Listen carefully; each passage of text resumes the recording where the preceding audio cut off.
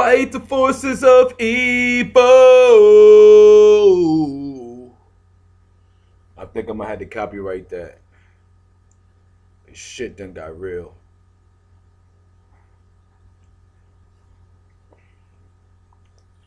First off, I want to shout out to everybody that was on the call just now. Everybody who got on the Empower call, you're amazing. For the most part. All right.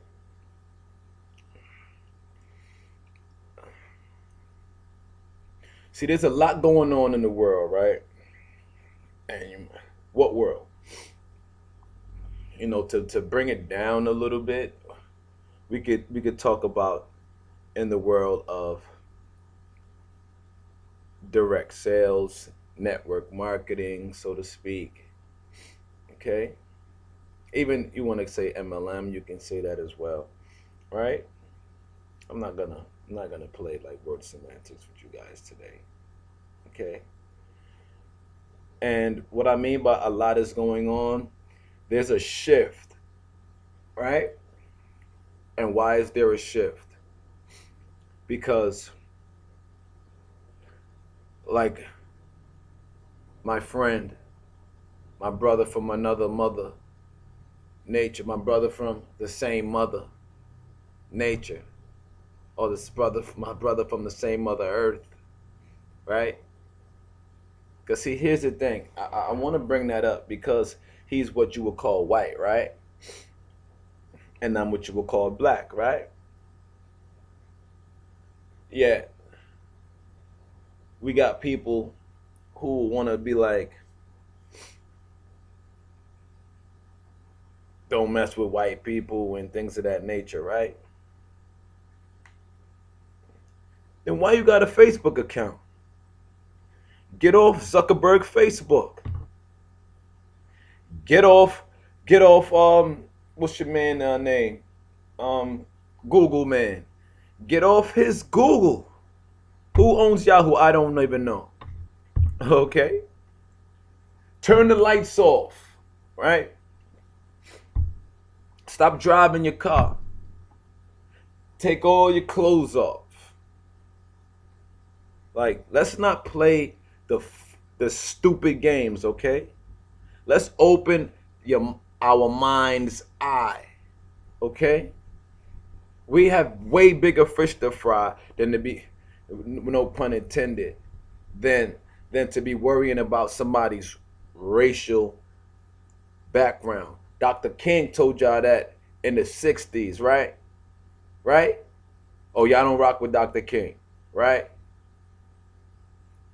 Black men and white men, Jews and Gentiles, Protestants and Catholics. Like, I remember that, right? That was big. El Haj Malik Shabazz. Yeah, he was going through it for a minute. Yeah, the white man messed you up and ruined it. It may have been white men and women, but alone, yeah, really? I was just on the line with the hippie Jedi, right? And he said this the new Underground Railroad, all right? That's deep. I mean, I haven't really done real studies, but I'm assuming in my mind when I put together the pieces that were taught to me coming up in the industrial system of the public education under the tutelage of Rockefeller and Associates, right?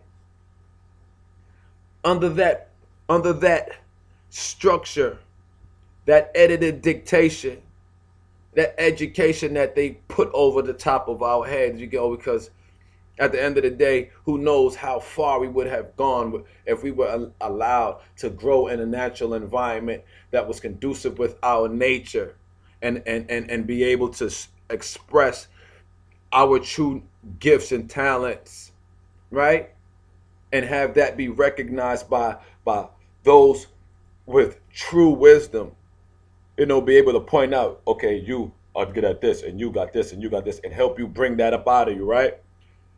If we had that ability, it may be a different ball game. But under the schooling, and it's so funny how the root word for school is Sheol, and when you look that up, you tell me what you see, because it says hell to me, right? So when you look in that situation, when you look at that situation, and you come up and you see that they mention the slave trade, and that when the slaves came to the north, where did they stay? They stayed in the homes of quakers. Now, I'm not trying to be the advocate for white men, right? But truth is truth, and facts are facts. So we're going to leave it at that, okay? At the end of the day, like more recently, we have a picture that's floating around on the internet. It's pretty much gone viral, of a young black man, right, sleeping on a train. And not sleeping on the train just like passed out all over the place, but resting, sleeping, leaning on a man with a yarmulke who was clearly white, right? And the man with the yarmulke looks like he ain't even budging. He like, okay, dude is tired. And when you read the caption, the story goes that the man was like, uh, let him sleep, let him sleep. It's like, yo, you don't want to like move him up off you? Like, whatever the case, because people with their state of mind are gonna have different feelings. They're not gonna know how to react. There is a lot of different things that have occurred throughout life that make somebody say, "Oh man, maybe this black guy is gonna get killed, or maybe even go to jail behind the fact that he's leaning up on this Jew," right? But the Jew guy said, "Let him sleep. He's probably had a long day." And I know when I first saw that picture, I wrote under the caption, because a lot of times when I see something on the internet, it comes up on my feed. I say something about it. I'm not the type of person that's going to look at something and not take action. I'm either going to remove you from my feed if I see that you're promoting caca, and we know what caca is, right? And it can not be caca to you, but it can be caca to me. So I'm going to hit the remove from feed button. Okay? But when I saw that picture, what did I say? I said, I've been on both ends of the spectrum, right? Actually, I've been on 4 sides of that spectrum, because I've been on the train, tired, and fall asleep and lean up on somebody and have somebody move me, like, get off me, right? And I can't be mad at them. My black ass didn't need to be sleeping on their shoulder, right? And I've been on the side of the spectrum where I've fallen asleep on a train and somebody let me sleep my ass and get my ass up. Like, oh, I'm like, oh my gosh. I'll be like, yo, my bad. I'm so sorry. Right? And I've been on the side where somebody be passed out on me and I'd be like, nah, we're not having that today. And then there'd be times where the compassion was more of what ruled me, and someone would lean up on me regardless of race and be passed out, and I let them sleep. Okay? So my point of that is to show you that there's no full truth to a entire race of people just being against you or for you or whatever the case may be. All right? Because some of the most wicked things have been done to me by people that's blacker than me. Right? And I've done some of the most wicked things to people that's blacker than me. Right? And lighter than me. Right? And vice versa. Right? So it's deeper than that. It's deeper than that. It's about what's in here.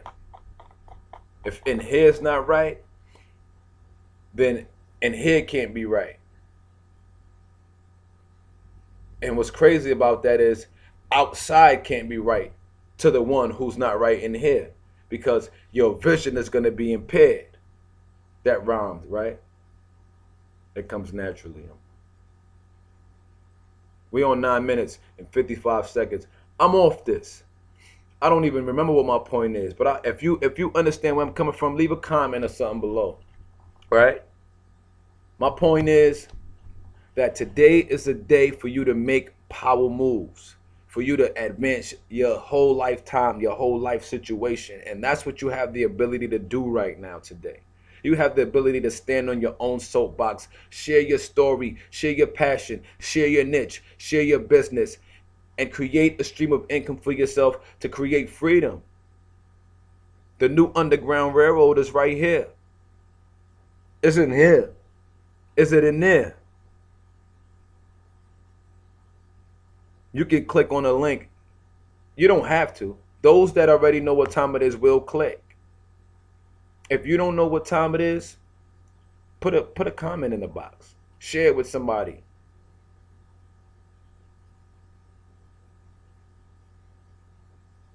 I'm taking my life to another plateau. Yeah, I'm still on this earth. We're still spinning. We're still moving and shaking. But there's a lot that has to be done. There's a lot that has to be taught. There's a lot that has to be shared. There's a lot of rebuilding that has to be done. We collectively, as a people on the planet, are a piece of shit. We need to step our game up. This video might get flagged. I apologize. I'm Ken Beckford from Brooklyn, New York. My mama was born in Panama. My daddy was born in Costa Rica. I'm the firstborn in my whole bloodline in the U.S. I'm a different breed by nature. And I'm here to show you how you can become healthier. And by becoming healthier, you will have better thoughts and be able to take your dreams and pull them down and put them in your pocket. Right? Remember back in the days when Patrick Ewing and them were on the Knicks? Well, that's my back in the days, the 90s, when they used to go get the rebound, as opposed to today's New York Knicks, because I'm a Knicks fan, right? Even though I don't really watch basketball like that, it's full of caca too, right? This guy with that's Tyson Chandler, whatever the case may be, they tapping the ball out tapping it out. What's that? Grab it and bring it down and grab it and take it back up and slam it down. Don't tap it out. That's just an analogy that came to mind about the day and time we living in. We living in the flimsiest era ever, for the most part. On one side of the spectrum. On another side, there's a natural mystic flowing through the air.